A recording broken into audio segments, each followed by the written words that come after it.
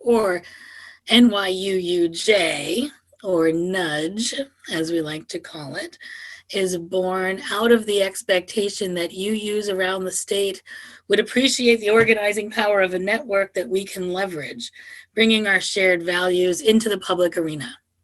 We held a few meetings over the course of this last year to get a sense of what interests you and what you all think would be valuable. And we've been working hard at creating something out of nothing. We really started from the beginning, taking as much wisdom and experience as we could from all of the other networks, and then trying to create something that would make sense here in New York. So our plan for today is to begin with our keynote speaker, Nicole Pressley. After Nicole speaks, we're going to spend some time outlining the mission and vision of NYUUJ, or nudge, which we should all call it because it's funny. So we'll outline our mission and vision, and then we're going to talk about our 3 areas of focus which came out of those meetings, specifically over the summer. And then just a quick note about those. We're going to really get into them far more, but you're going to notice that racial justice is not an area of focus, and that's because we don't see that as separate from anything else. It really is the ground on which we stand, regardless of what topic we're considering. So we then have an additional 3 speakers, each of whom will focus on one of those areas, and we'll have time for Q&A. And then before we close, we're going to look at the Mighty Network, which is our primary means of organizing together. And we expect to be done by 4:30.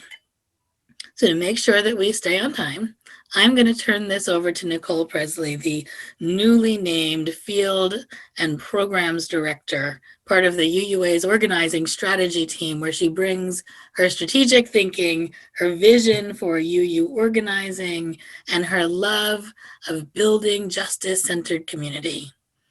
Welcome, Nicole, and thanks to all of you for joining us here today.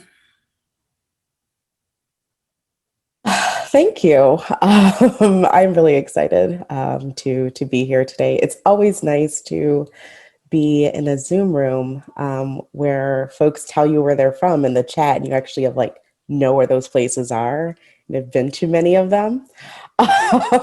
So it's nice to be amongst neighbors. As you know, I am born and raised in Niagara Falls, New York.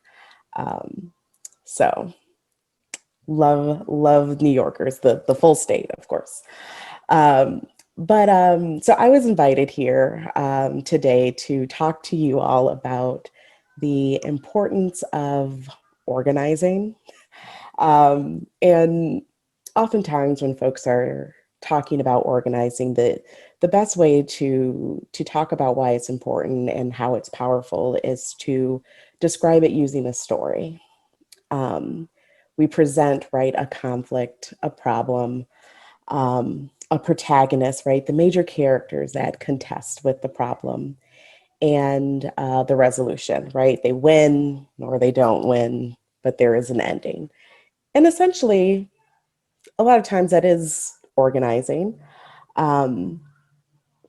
So when I was asked to speak, I was really thinking about all the different campaigns I'd worked on, the different types of work I've done, and which of those stories I wanted to tell. But right now, it feels like sometimes telling those stories can leave us asking, well, what now? If we won, what is the work we do next? Or is our work done? If we've lost, what is there left to do? And I think right now, as you begin building, right, as you begin building this thing, it is important that we really consider these questions at the start of our organizing and not at the end. So I want to tell you a story about a community that saw a problem and organized to solve it. There was a plot of land in a racially diverse working class neighborhood. The city had been divesting from this community for decades, and the community was tired of it. They had it. So a group of diverse residents organized. They wanted the city to develop this plot of land and make a park because there were lots of children and families in and moving into the neighborhood. So the coalition of residents knocked on doors. They got people to show up to Parks and Rec meetings to demand the park. They got people to put signs on their lawn. They called their representatives.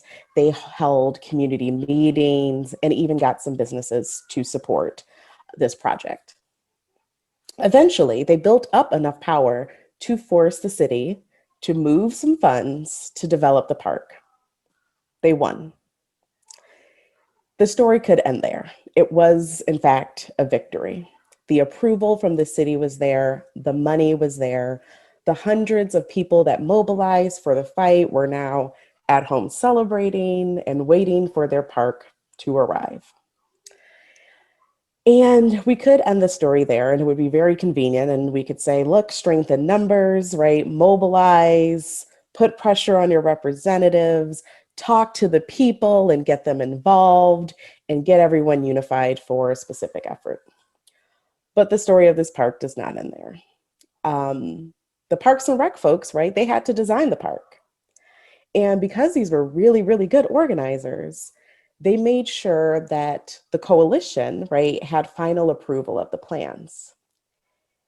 Now, in the first draft, a resident notices that there is no basketball court.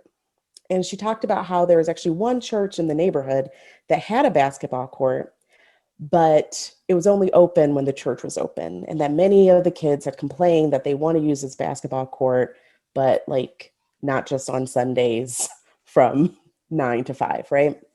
So she talked about how this was also a racial justice issue and advocated for a basketball court. Someone else talked about how they needed to use green materials in the construction of the park for both the residents and the environment. They said the city should be investing right in these green products, especially since there's actually a local facility that paid good wages to produce these things, and advocated that this was a climate issue and an economic justice issue. Someone else advocated for a community garden since the neighborhood was in a food desert. So of course, the design process takes forever, right? Everybody is advocating for these things that they feel will make this park what the community needs. And they're all really important, right? So this core group that was once friendly and energetic are now tired. Some of them don't like each other very much anymore. This is organizing. Everyone is advocating for their issue. They negotiate. Eventually, they agree on their plans. The park gets built. There is a ceremony. All of the residents come. People are feeling better.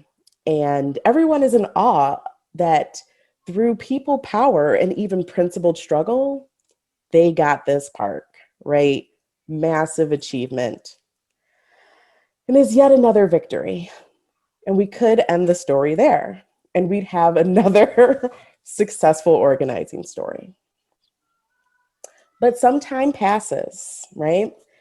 And the park becomes a community issue because the basketball court is always in use, even when the park is closed. The youth are loud, they play music. The park brings youth from the neighboring community that doesn't have a park. Some residents begin calling the police on the youth. The resident coalition erupts. Some people want gates on the park. Some people want other folks to stop calling the police on their kids. Some people want fines. Some people want curfews. Some people want constant police control. And that is where I will end this particular story. Before, when I started, I asked, if we win, are we done with our work? And if we lose, what is there left to do? I know most of the time, right, when we tell these organizing stories, we end with a victory. But the fact is, we don't always win. And the fact is, sometimes our wins aren't the fullness of what our community needs. I think in this current political moment, we really are required to interrogate our victories and understand how important a vision of justice is and where we all come from as we're committed to this collective work. So as you all begin, right, building this team and selecting your campaigns, I suggest you remember this story. How would a larger vision have served them better to navigate these justice battles? How might building deeper connections and understanding with each other's lives and politics have helped them create a more rigorous solution in the development of this park? How might political education have served to contextualize the various other systems that are always at play, even as you work towards a specific goal? We don't organize in a vacuum. There's always many other systems and forces of power, right, that are operating even as we work towards a goal. We all want our park. We all want either a garden, right, or green materials or a basketball court, and we all have our own particular skin in the game. And I will tell you that with some creative license, this is a true story. And as you might imagine, it got pretty ugly in the end. And honestly, they did not find a core resolution. But it didn't have to be the story about the basketball court and policing. Maybe it could have been that the manufacturer of those eco-friendly materials was discovered to be wildly sexist and didn't hire women, and that when they did hire women, they were often sexually harassed. Maybe this company signed on to a local bill to prevent gender neutral bathrooms in schools. Do we still use that company? Right? There are many ways in which, even as we're working towards our goal, there can be some other factor that we didn't make room for, right, in our vision for what justice looks like. And we all arrived, right, to this work because there may have been something that we saw and said, this is an injustice and we want this. A lot of folks arrived there in 2016, right? Many folks arrived there when they saw how horribly this pandemic was mishandled. Some arrived there when there was an insurrection, right? We're all coming into this work at different moments and have different social and political locations. Organizing is not about giving that up, right? The solution was not, okay, well, we all can't agree, so therefore we're not going to do the work to get to the park. Organizing is about offering, right, those things up in the process to imagining a larger goal, right? So that we're not just fighting for solutions, but we're working towards a way of being that doesn't reproduce the very problems we seek to solve. Toni Morrison said that the function of freedom is to free someone else. But she also said that if you can't imagine it, you can't have it. I don't think the issue with the park story was that people wanted different things. I think that there was an opportunity there to fully imagine what winning that park would look like for everyone's lives and what were the fundamental principles guiding them towards its creation. Organizing, right, is not just important because it can assemble people and create connections and build enough people power to, right, contend with oppressive powers, although that is critical, very critical. Organizing is a space to open ourselves up to radical imagination. The power of organizing is measured fundamentally by the power of our own imaginations. Do we want a park? Or do we want a society where communities live and play together with access to everything they need, where they live safely and can thrive in that community? How would some principles, right, some values, and a larger vision of what justice looks like have helped as they do the principled, right, struggle of figuring out how do they get to this immediate battle? There are going to be many campaigns that you all take on, right? And they're going to be imperfect, and you'll have to engage in rigorous and principled struggle. But it is the vision you set now, right? It is the principles and the values that you will bring into this space and how you relate to each other that is going to give you the strongest foundation possible, not just to win, but to continue to win, right? So that we don't have to say, well, we used to do this and then there was, this eruption, or we used to have this organization and then this. We have a shared vision towards our collective liberation, right? We will get there. And there are many, as I'm sure you guys are lining up, concrete battles. But as you build that collective power, make sure you see how that shows up in your immediate campaigns. The one thing I'll leave you with is an organizing school. I don't know if some of you joined us, but we had an organizing school. One of the best, I will say the best sessions that I loved was when we did an imagine exercise. We said, close your eyes, imagine collective liberation. What does it look like? What does it smell like? What might it taste like? Who is there? Who's not there? What objects are there? What colors are present? What sounds might you hear? What do you want to be there? What does that feel like? That is my grounding, organizing spiritual practice. And I will let you know that it cannot be done as an individual alone. It is the work that we all have to do. Write down what your vision was, and then talk to other people about what their vision is. Because it's never going to be about just the campaigns. It's going to be about what does it look like? What does it feel like to be free? And that is something that we will have to define in collective community. So that is what I want to leave you with. Continue to do that work as you build this really, really amazing and really, really exciting thing. Thank you. Thank you all.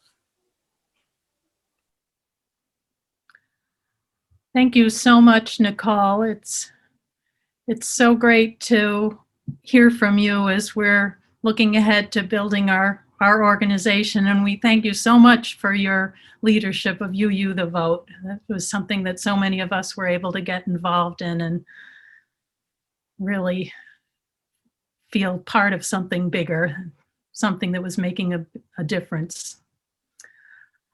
So I want to acknowledge that a lot of the folks on this call were part of our Zoom conversations that Peggy mentioned last year. And we heard from you that we're starting with a strong foundation for New York UU Justice, or NUDGE. In our congregations, we have experienced advocates for justice working on environmental issues, UU the Vote, racial justice, immigration, and more. And they bring enthusiasm and passion for justice to this work, along with experience working with other partners, such as the Poor People's Campaign. And I do want to acknowledge Interfaith Impact as another part of that strong foundation. I think we have Reverend Dick Gilbert and Rob Smith here on the call today, and their leadership helped Interfaith Impact raise a progressive moral voice in Albany for many years. And they have now, as Peg mentioned, passed the role on to us of serving as New York's UU State Advocacy Network. So We want to build on this foundation. And again, last year we heard from you that UUs in New York want to connect with other congregations doing justice work, both locally and across the state. We want to continue the tradition of UU advocacy in the state capitol by partnering in statewide campaigns on important issues, but we also want to support and amplify the justice work of UU congregations in communities across the state. We want training and leadership development, and we want guidance on specific actions that individuals and congregations can take. This is a big vision. So here's how the the Nudge organizing team put it into words. Our vision: as UUs, we envision a beloved community that cultivates systems based in justice, equity, and compassion, where all New Yorkers thrive. Our mission: building justice and power in New York. Together, we connect Unitarian Universalists with one another and with partners who share our values, learn from those most engaged in the struggle for justice and follow their lead, and activate collective power to advocate for a just New York. This is why we're here today, to connect, learn, and activate. So the organizing team is working on the infrastructure for this work. We're developing communications tools, and as you heard, there'll be more on that later today. We're developing an operational plan with a board of directors to steer Nudge, and an annual fall meeting where UUs across the state will participate in prioritizing our justice work. And this plan includes a half-time professional organizer to work with congregations and partners on justice campaigns and projects. We estimate that we'll need to raise at least $50,000 annually to fund this plan. We're applying for grants, but if Nudge is going to be a sustainable organization, we'll need ongoing financial support from UU congregations. So, as your congregation is putting together its budget for next year, if you are able, we ask that you include a donation to Nudge. We are asking congregations to consider a gift equivalent to 1/4% of your budget, however you measure it. That's $2.50 out of every $1,000. If that is not feasible, and it may not be this year, we ask you to consider a special collection for Nudge at one of your services. We'll follow up on this request with a letter to each congregation. And later this spring, we'll be reaching out to ask for individual donations to help kickstart New York UU Justice. There's a lot more that we could talk about as we strive to build a new organization, but the details of that organization are not the focus of today. If you have questions or suggestions, or if you want to volunteer, say as a fundraiser or in some other way, you can email the organizing team, and I'll put that email in the chat. And thank you for all you can do.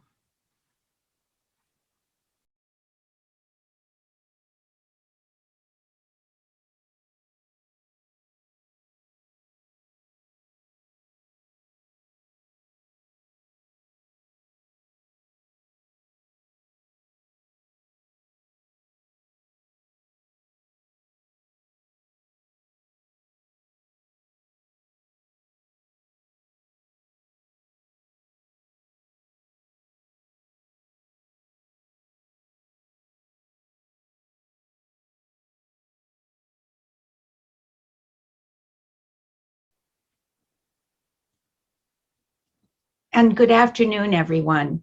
Thank you for joining us. I'm Claire Derouche, and I'm the Social Justice Coordinator at the UU congregation at Shelter Rock, and also a member of the organizing team for Nudge.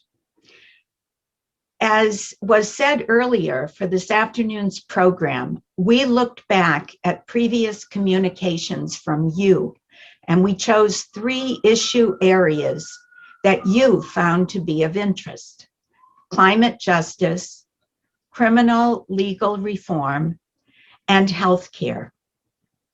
Our speakers this afternoon are advocates for justice in these areas. They will share background information, answer questions, and offer specific opportunities for you to get involved. Our first speaker is Ryan Madden. Currently, Ryan is the sustainability organizer for the Long Island Progressive Coalition, where he leads LIPC's efforts for energy democracy and climate justice locally and statewide. He is active with New York Renews, the statewide coalition, which last year passed the Climate Leadership and Community Protection Act.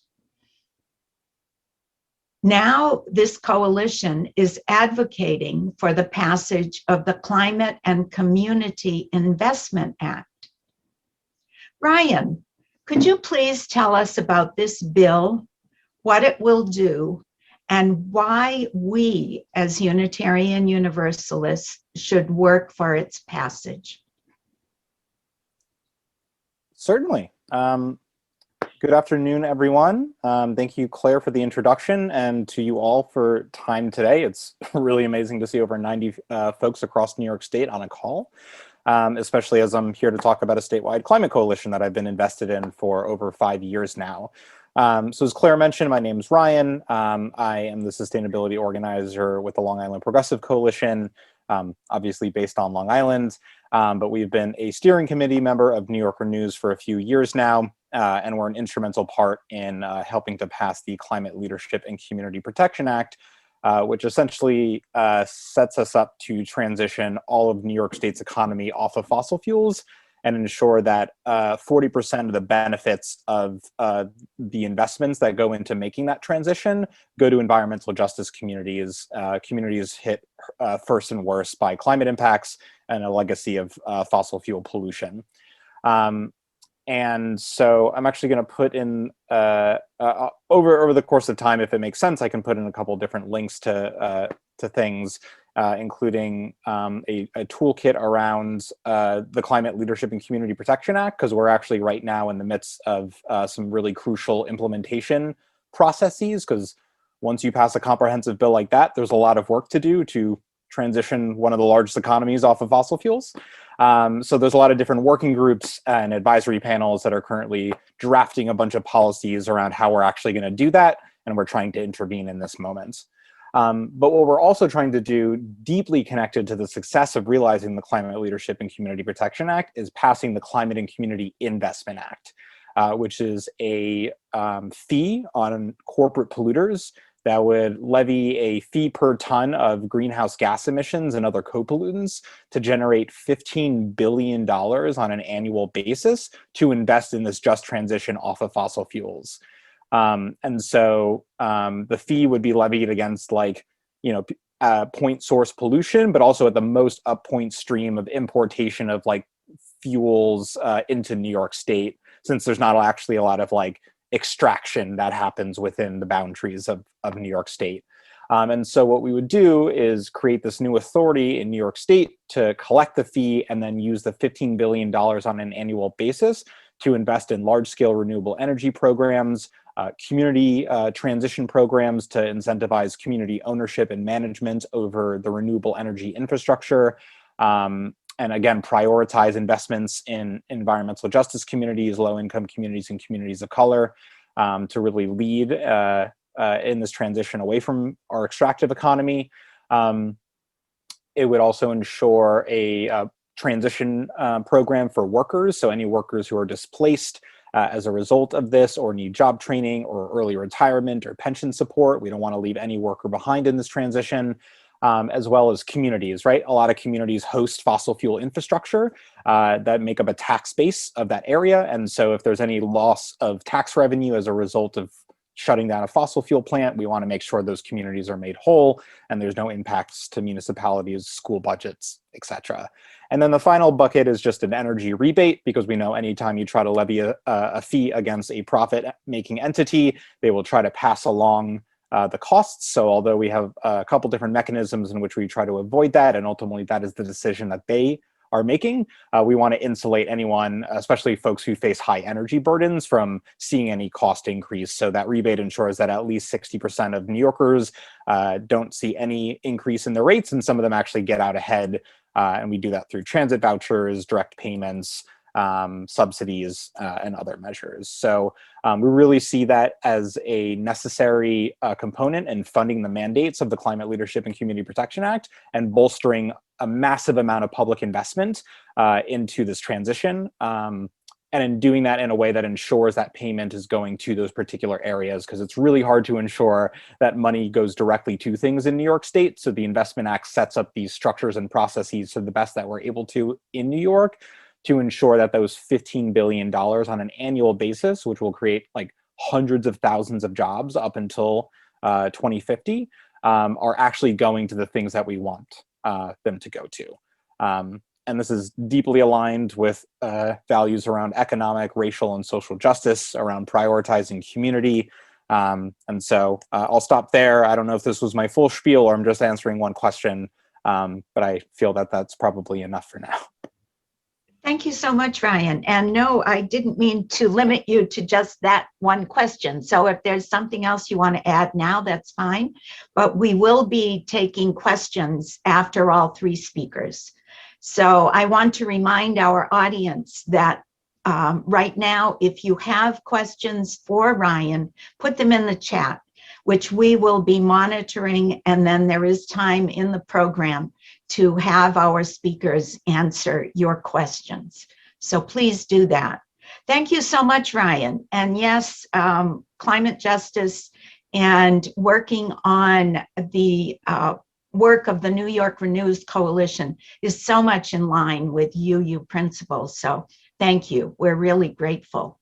Well, you're a member on Long Island, so thanks for all you've done over the years for New Yorker News. Right, right. I've had the opportunity to work with Ryan on Long Island. He's been a great partner with our congregation. So thank you very much. You're welcome. And I know part of this, sorry, was also to talk about upcoming events. I don't know if that is at the end of this, but I can also put some links. There's a Faith Day of Action next week. There's a bunch of art actions this week. So I can put that in the chat, and also my email for anyone who wants to follow up about any of that. So that would be terrific, Ryan. Please do that. Thank you.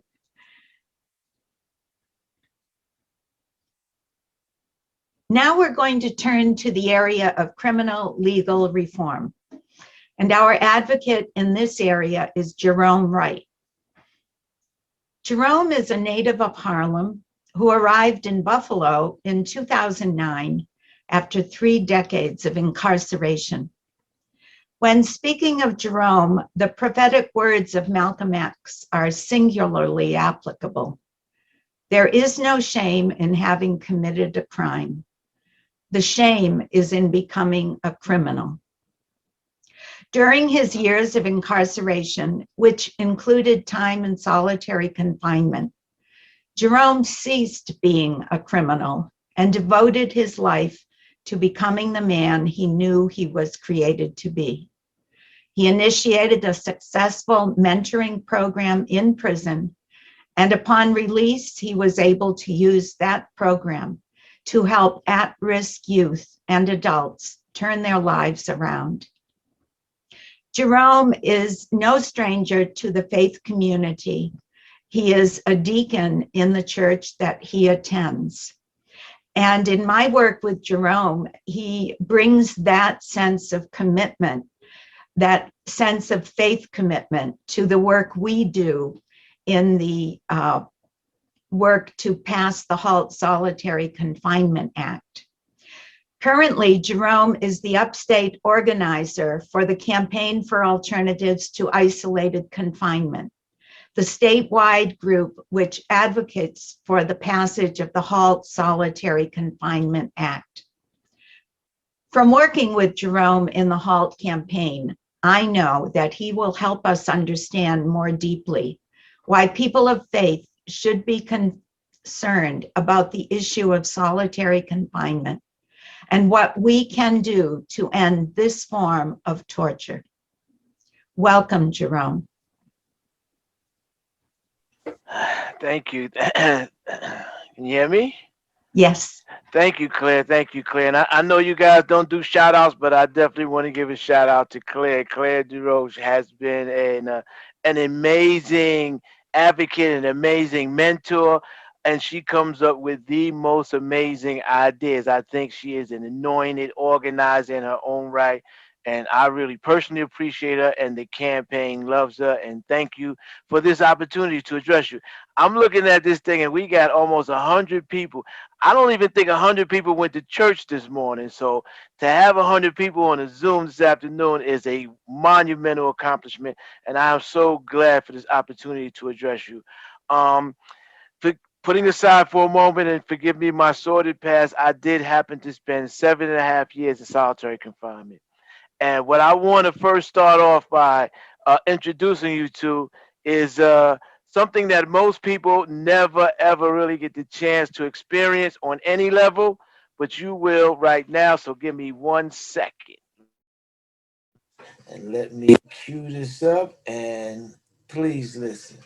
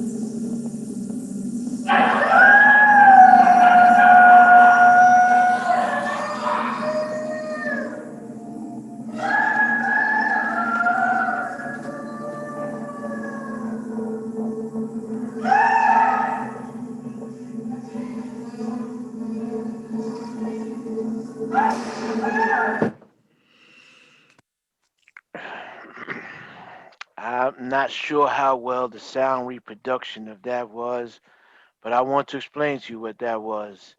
Those were animalistic, primal, soul and heart wrenching sounds, guttural, but those were human sounds.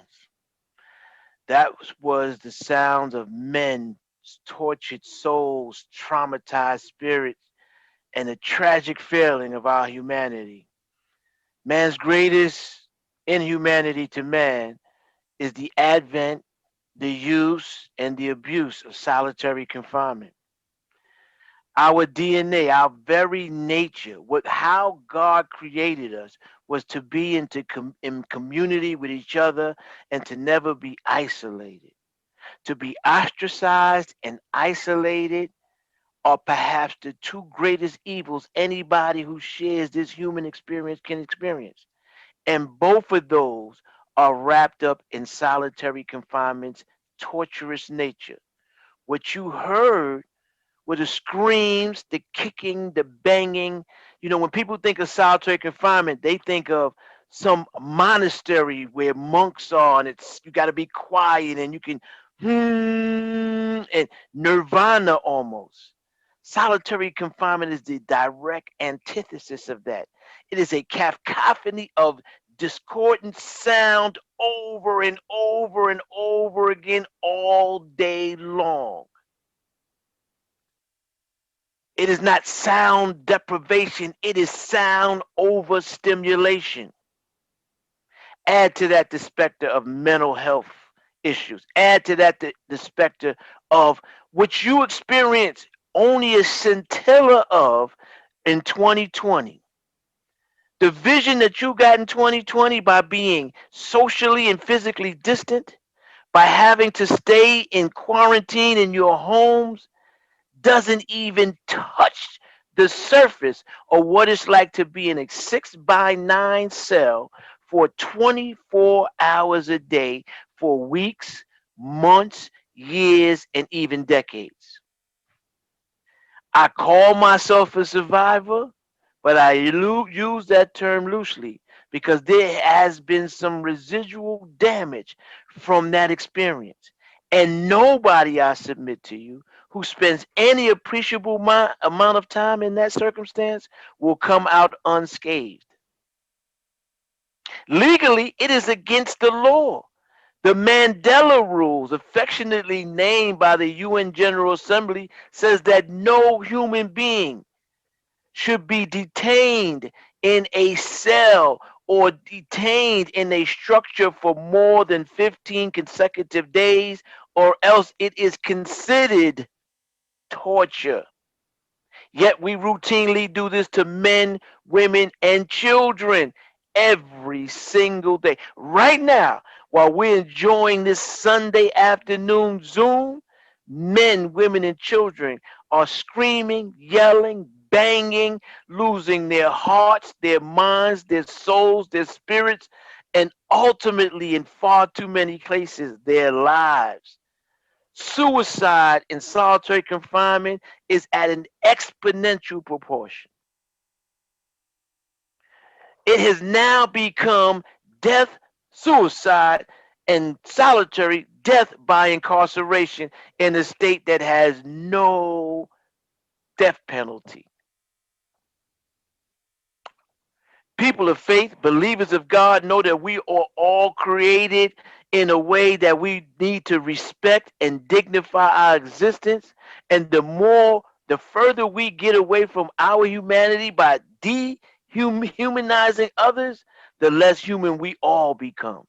But as faith leaders, as believers in Scripture, I don't care denomination or faith, the sanctity of the human being has to be paramount in our understanding because God would not have created us for no reason. It is immoral, it is inhuman, it is ungodly, it is barbaric, it is draconian, it is a time that should have gone way before now, but it is a time that we are saying it should stop now. And the Halt Solitary Confinement Act is the way that we know it can be done. Fyodor Dostoevsky, the Russian novelist, said that you can glean the level of civilization in a society by entering its prisons, because prisons are really a microcosm of the larger society.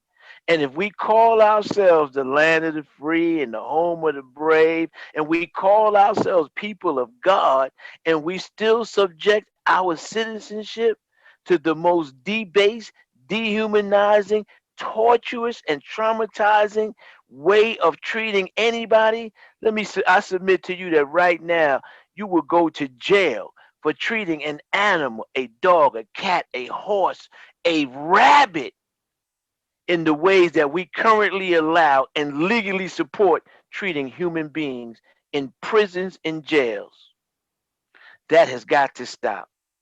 And the only way I know it will stop is not just with the passage of Halt. It's with good people like yourselves who on a Sunday afternoon, when you can have so many more things to do, will join us in our campaign to show that you New Yorkers do not agree with the torture of your fellow citizens, and you want to end solitary confinement once and for all in this state. I can go on and on and on about the paradigm of perpetual punishment that it results in. I could go on and on about the recidivism rates that it causes. But let me tell you right now, in this time of COVID, with deaths happening in prisons to both staff and those incarcerated, they are using solitary confinement as medical isolation and quarantine, thereby exacerbating a situation that is already a public health crisis. Why do you say that? One, guys are not telling people they're sick because they don't want to be placed in solitary confinement. Thus, they remain sick and exposing others to the virus. People are going into solitary confinement whether they are positive or not, but being suspected of it. And we already know that solitary confinement weakens your immune systems, makes you susceptible to depression and other issues that totally are against your survival if you become infected.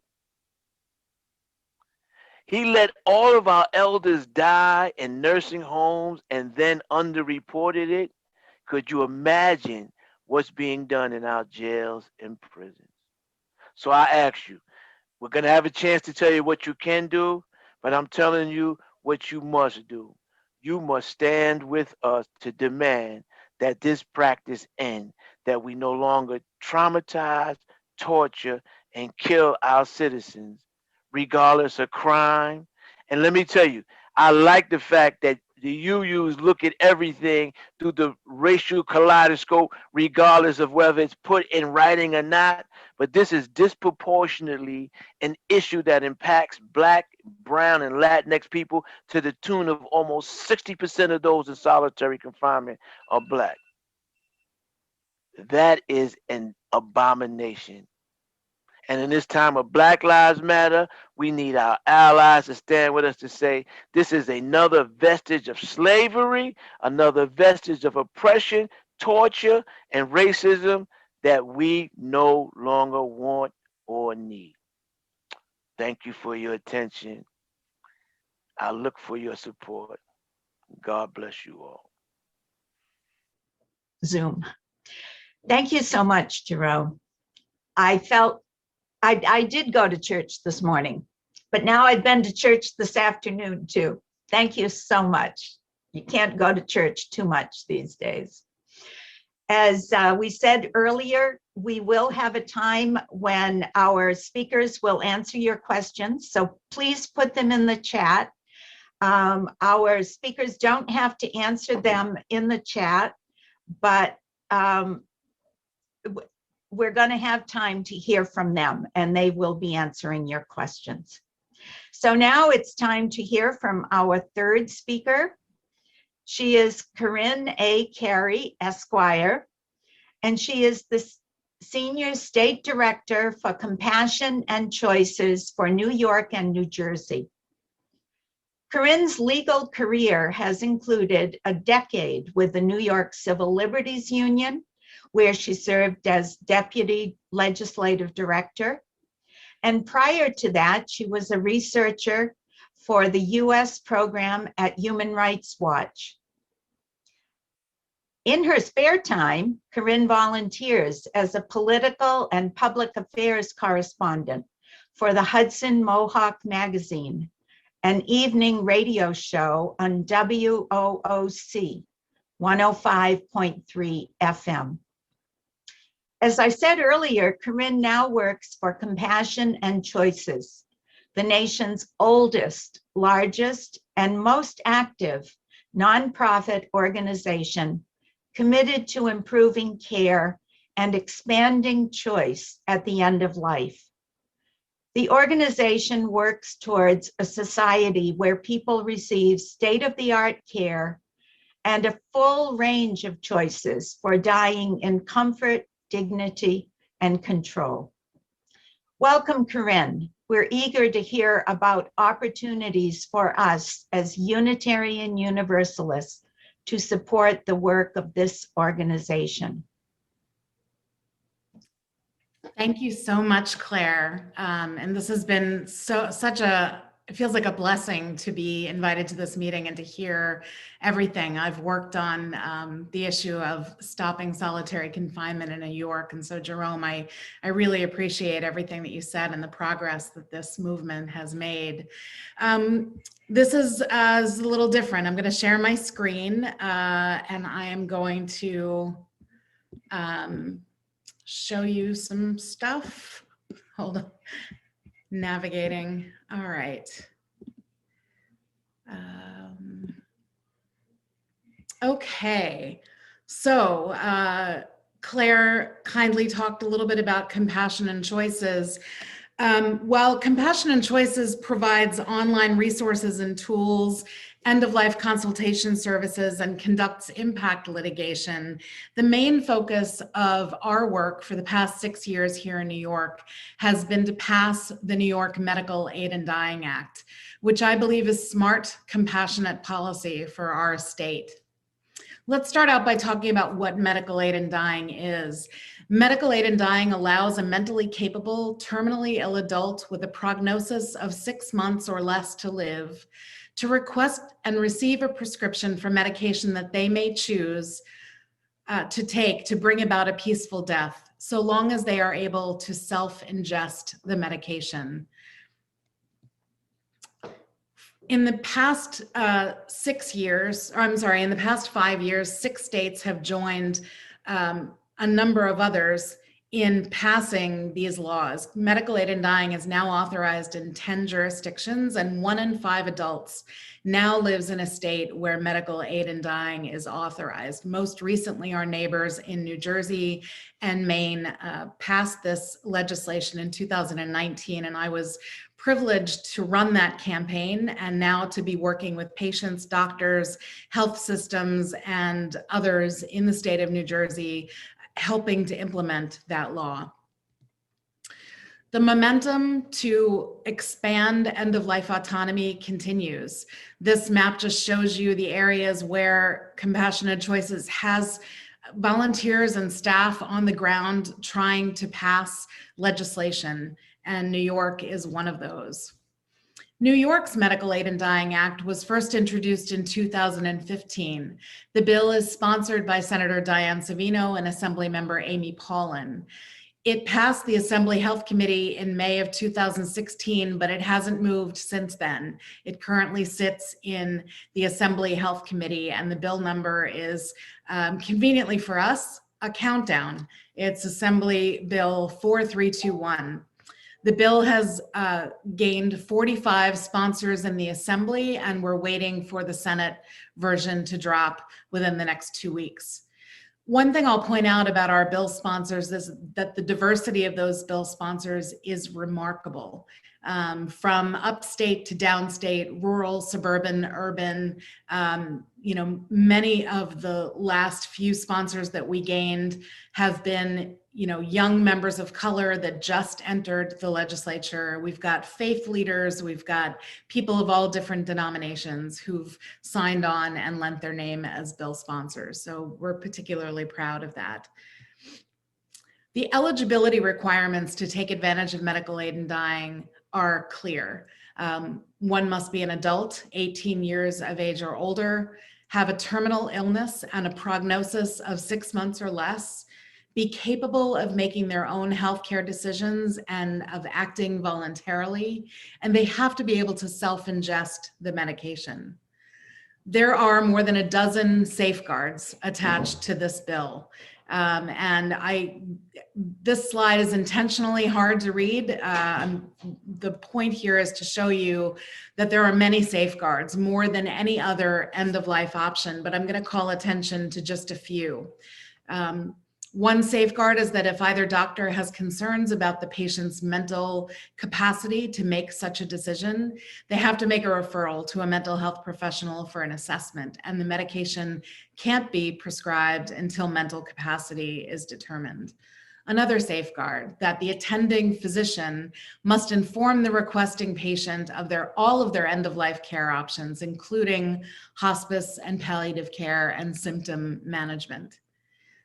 That's really not happening now for people who are terminally ill, and that's why New York has one of the lowest uptake rates for hospice care. In fact, we rank 50th across the country in appropriate referrals to hospice care, and we have to do better at providing people that hope, that care, that solace at the end of life.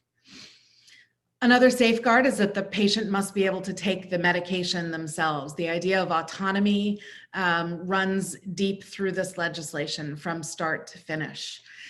And the last safeguard that I will point out here is that no physician, no healthcare provider or pharmacist is required to participate, and no patient required to request this. Once this law passes in New York, which I think it will, it's a matter of time, and that's important. I'll get into that in a moment.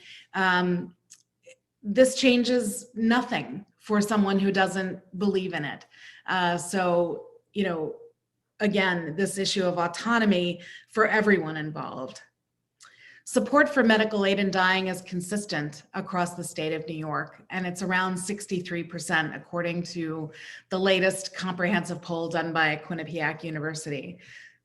But support is also strong among physicians. Initially, a survey of New York physicians showed that 56% supported the idea of medical aid in dying, but once they learned about New York's Medical Aid in Dying Act and all of the safeguards, that support jumped 18 points to 67%. Faith communities and faith leaders also support medical aid in dying. In a Lifeway survey, which is a Christian polling organization from 2016, their polls showed that 67% of Americans agree, and 70% of Catholics, 59% of Christians, 53% of Protestants, and 70% of people in other religions. So support is strong even among people of faiths that you might not expect. More than a half a dozen national medical and health associations are now supportive or neutral on this issue, and that number increases all the time. Many of these medical organizations recognize that medical aid in dying is very different from suicide, and I can answer questions about that when we get to the Q&A section. A question about people living with disabilities. In the only studies that have ever been done on the opinions of people living with disabilities and this kind of legislation, surveys show that people living with disabilities support this option in the same percentage as the general population. And across the country, an increasing number of disability rights organizations have taken a neutral or a supportive position because our values overlap, the values of autonomy, independence, and self-determination. Quite simply, the desire for patient autonomy at the end of life is universal. None of us wants to see our loved ones suffer. There is momentum here, and that's because the evidence is extensive and conclusive. We now have nearly 50 years of combined experience across the states that authorize this option in 10 jurisdictions. And the evidence shows that medical aid in dying honors patients' autonomy and protects the doctors who care for them. There has not been a single substantiated incidence of abuse or coercion in all of these years of combined data. In fact, very few people will choose to use this option, but a large number will derive the peace of mind simply knowing that it's available. Adopting New York's medical aid in dying law will cost the state nothing. In fact, it will cost lawmakers nothing. No bill sponsor, no one who's ever voted for a medical aid in dying law has ever lost their seat. So it will cost them nothing. But the cost of inaction is high. Terminally ill people may not try that one last miracle treatment out of fear that the treatment may be too painful. They may choose a violent means to end their suffering when this compassionate option is not available. Those who are terminally ill are being deprived of the peace of mind that this law creates in knowing that they can end their suffering if it becomes too great. And as we've seen over the course of this 6-year campaign in New York, people have died suffering. And every year that the legislature fails to act, that the bodies pile up. All of this while families and doctors remain powerless with no legal way to respond to their pleas for help. Society also fails to gain the other benefits of medical aid in dying legislation. This kind of legislation has led to improved conversations between doctors and their patients, a better use of hospice care, and better physician training, because when people are asking their doctors to help address the fears and concerns that they have around end-of-life care, doctors seek out alternatives, they seek out better training. And we've seen this happen time and again in states that have adopted this measure. Just to go here, what you can do, your voice, all of you, your voice is very powerful. Elected officials listen to their constituents, but they also listen to influential statewide organizations. Allied organizations can endorse New York's Medical Aid and Dying Act, sign our sign-on letter, submit a memorandum of support, or join any one of the now virtual events that we've been holding. And this is just a picture of the last one that we did on February 16th. You can amplify what we do on social media. I've just put some little red arrows there. If you're on Facebook, if you're on Twitter, you can share and amplify any of the social media posts that we share there regularly. You can write a letter to your local newspaper. This is a letter from the Buffalo News by two of our dying advocates. You can share your story. This is Fei Ho Yin. She and her family suffered at the end of her life because we didn't have this option. She's from New York City, and her daughter continues to advocate on her behalf. And then I'll just leave that information there, and I can turn it back over for questions and answers. Thank you so much, Corinne, for such an articulate, clear, concise explanation of what this bill is all about and what we can do. Thank you. We're going to now turn to our Q&A time, and Reverend Kimberly will be facilitating this part. Great. So I think we'll spotlight all of our speakers, and I'll start though with the few questions that came for the organizing team, because I think they'll be easy and may reassure some. One, there was a question about ASL for the deaf community, and I want to let you know that we have enabled live transcript, and we will do a better job of remembering to do that from the beginning of our meetings in the future. I've had a couple of questions about resources being available. Will there be a recap emailed of the actions available? Will this information be loaded to the Mighty Network?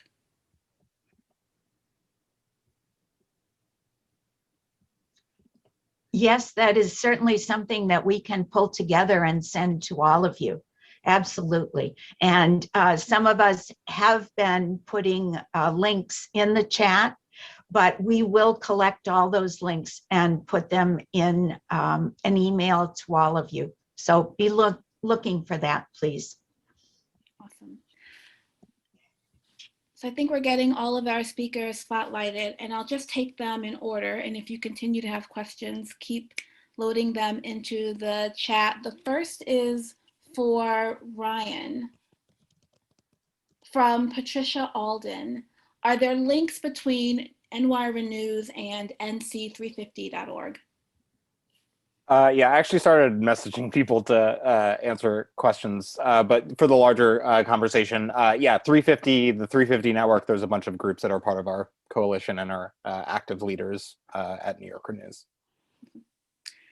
And from John Chevert, what can we do to get Climate and Community Investment Act passed this year? Yeah, thanks, John. Also, hi, John. We work together around New Yorker News priorities, so good to see your name. Yeah, I mean, loaded question, diversity of tactics. Right now, we're in the midst of the Albany budget cycle, and so we're trying to advocate for it in the budget. We're still waiting on our main sponsor, Senator Kevin Parker, to introduce the latest version of the bill. And so right now, we're doing a lot of, socializing of the concept in our circles, doing grassroots lobby visits, which we just completed another round of, and doing kind of like a diverse range of different actions. So one of the things I shared the link for this coming week is we have a series of art actions. So in multiple parts of the state, we're doing different activities. Some are virtual, some are in person, all targeting specific legislators or the governor or actual polluting entities to advance the cause for the Investment Act. So you can look and see if there's an event in your area. There's also a virtual event on Friday if you can't attend one in person or one locally. So I'll put that in the chat as well. And then relevant here particularly is there's an international Faith Day of Action that Green Faith is organizing on March 11th. And in New York State, all actions are being dedicated towards the passing of the Investment Act. So I'm dropping a toolkit for that Faith Day of Action that talks about how you could do everything from a prayer to a social media post to a small gathering to a letter writing campaign in coordination with a statewide network of people, all in support of the Investment Act. And then, as Claire is a member of the New Yorker News Coalition, I'd also invite all UUs here to join the coalition. So you can join our organizing committee, our policy committee, our lobby committee, and be an active part in helping to shape how we go about this. But the short and sweet, and an Albany campaign, there's writing letters to the editor, there's grassroots lobbying, sometimes there's direct actions, there's other press and media work, there's a real diversity of things that we can do here. And I just wanted to highlight some of the most immediate things that we're doing, as this is a pretty monumental bill that is a huge distribution of wealth from corporate polluters to everyday people, and will not be easy to pass. Thanks. So similarly for Jerome with the Halt Solitary Confinement Act, will we hear, this is from Audette Fulbright, will we hear when this bill is up this year? Well, that's a good question. So it is being talked about right now. We don't have a sense necessarily of the imminence of it. We suspect that because there is some cost attached to it, that it will be part of the budget cycle wrangling, which means in the next couple of weeks, we're expecting it to be come out of committee. We do have commitments from the Committee of Crime and Corrections in both the Senate and Assembly that they are going to pass it out. So I'm looking in about 3 weeks to a month that it should be up for a vote. I guess the question after that becomes one of getting it. We have enough votes, 79 Assembly members and 38, soon to be 39 senators. So we have enough to get it passed once they vote in, but the governor has proven to be the biggest impediment to it being passed. It would have been passed in 2019 had he not interfered. So let's see how this goes. Thank you. And can you tell us what other states have outlawed solitary confinement? Okay, so no other states have outlawed it.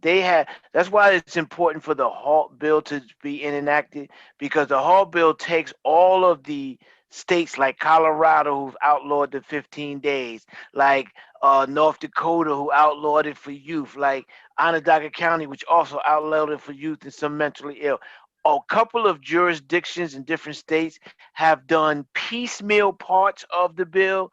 Halt is the only one that would include all of the barriers to continued solitary confinement. So that's why it's a little more difficult to get it passed, because it's not, we're not isolating the mentally ill or the women or youth or elderly. We think that a comprehensive approach to this is the only way to make it work effectively.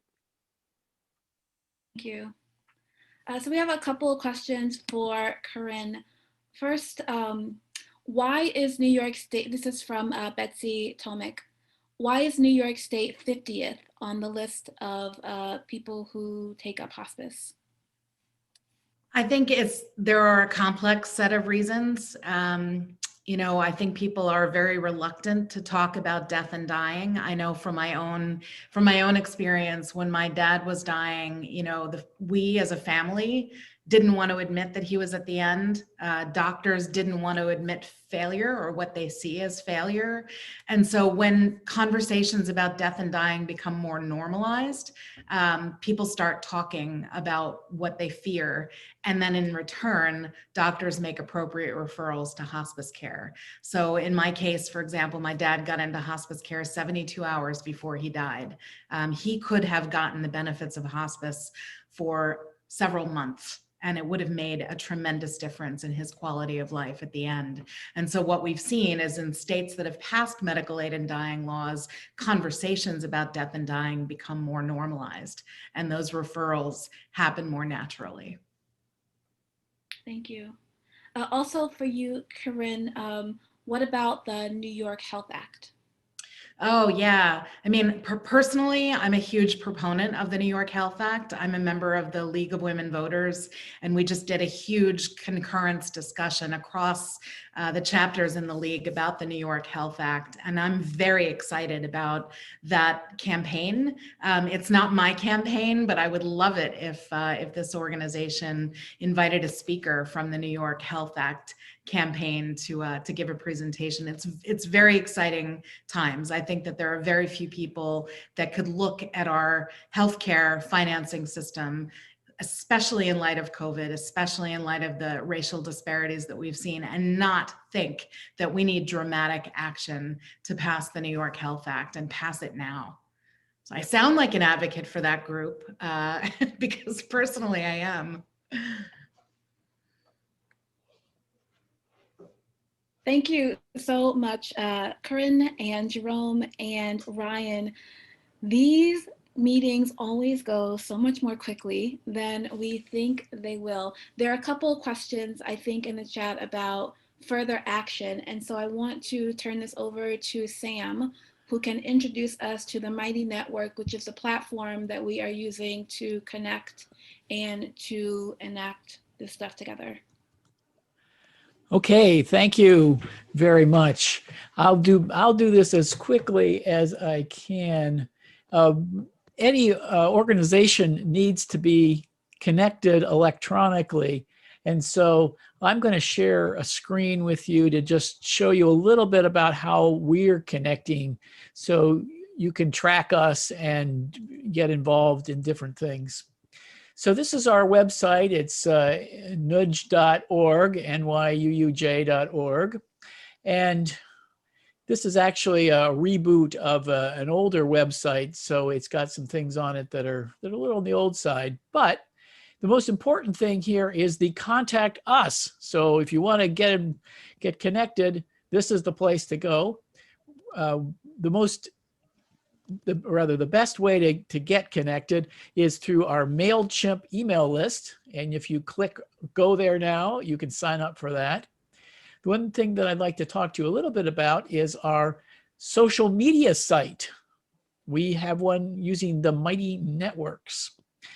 And if you go there, and I'm going to go there now, you click there, it's going to log me in because I'm already logged in, but this is kind of what it looks like.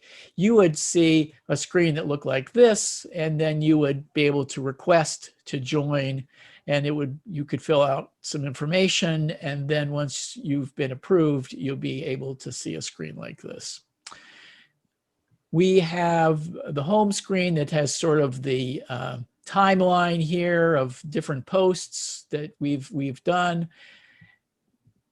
We also have a different way to reference what's going on, which is on topics. So if you click topics over here, you'll see that we've got criminal legal reform, green sanctuary and climate change, medical aid and dying, and some other ones from campaigns that are also going on that allow you to, let's say we wanted to find out what's happening in here, and then you can see a couple of the posts that were currently there.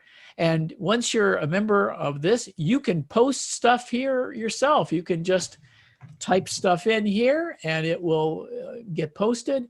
And then it will also show up on the home screen, which tells you what's going on in the network. You can also, when people are on, I see Odette's on, she and I could could get together, and I think we can actually have an online chat. If I click on her name, I think, we could say hello and talk to each other. One of the things that's a nice feature with this system is that if you're interested in following an issue, like anytime anybody posts in criminal legal reform, you can click following and you'll get an email when somebody posts here, so you come back. That's what's really nice about Mighty Network is you don't have to keep coming back to check here. You can get email alerts when something shows up here to know that there's something new. I've bookmarked my Mighty Network here. It's kind of a long name, New York UUjustice.mn.o and like that. So if you can bookmark it, and then you get easy access to it. Another wonderful thing about Mighty Networks is you can put it on your phone. So you can check your phone and find out what's going on. We chose this particular tool because it allows everyone to talk to everyone else with a minimum amount of technology that you have to learn. This is a very simple system. And you can go to the members. You can see who are some of the members here, and you can directly connect with them. You can also follow. Let's say I want to Chuck Manning is a member of my congregation here in Albany. And if I wanted to follow every time Chuck posts something, I could click follow. And so if we're working on an issue together and I want to check what he's doing. So these are all nice, cool features that the site has. And if you come explore some of these things, I just wanted to give you the quick highlights here. And I'm going to stop sharing so that we can come back. And I want to have turn it back to Claire, who's going to give us a little wrap up.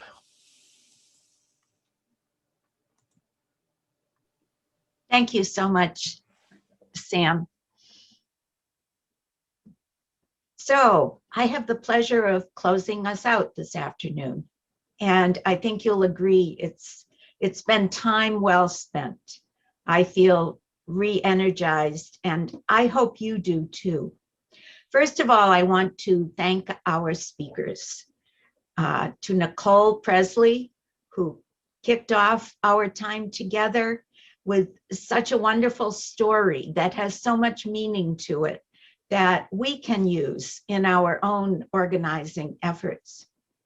And then to our advocates, to Ryan, to Jerome, to Corinne, thank you so much.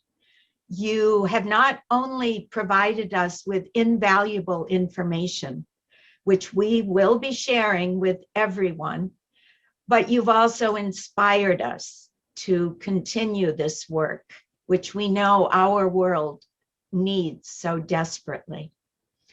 And I also want to thank my colleagues on this planning team. We meet usually every 2 weeks, sometimes more often, and it's been a pleasure to work with this group. I really look forward to our meetings, so thank you so much. And thank you to all of you who joined us this afternoon. We really hope that you found this time together valuable and that you will continue to use what you've learned here this afternoon to bring about justice for all people in New York State. I'd like to close us out with some words from Bryan Stevenson, someone that many of us know. We know his work, we've heard him speak, we've read his books, and he is very, very inspiring. So Bryan Stevenson says, we must get proximate to suffering and understand the nuanced experiences of those who suffer from and experience inequality. I believe that if you are willing to get closer to people who are suffering, you will find the power to change the world. Stevenson also says that we must be willing to do things that are uncomfortable. He observes that fighting, sometimes in vain, for the rights of the most downtrodden members of society can feel uncomfortable. However, there is restorative power in doing so. Through his often heartbreaking work, Brian realizes that he is committed to working for equality, not only because he wants to fix a broken system, but because he recognizes his own brokenness in the brokenness of those he serves. May these words, and all the words we've heard this afternoon, inspire us as we seek ways to address the effects of climate change and the inequities of the criminal legal system, and to ensure that everyone has access to dignity, care, and comfort at the end of life. May it be so. Thank you all for being with us, and we will be in touch. Thank you.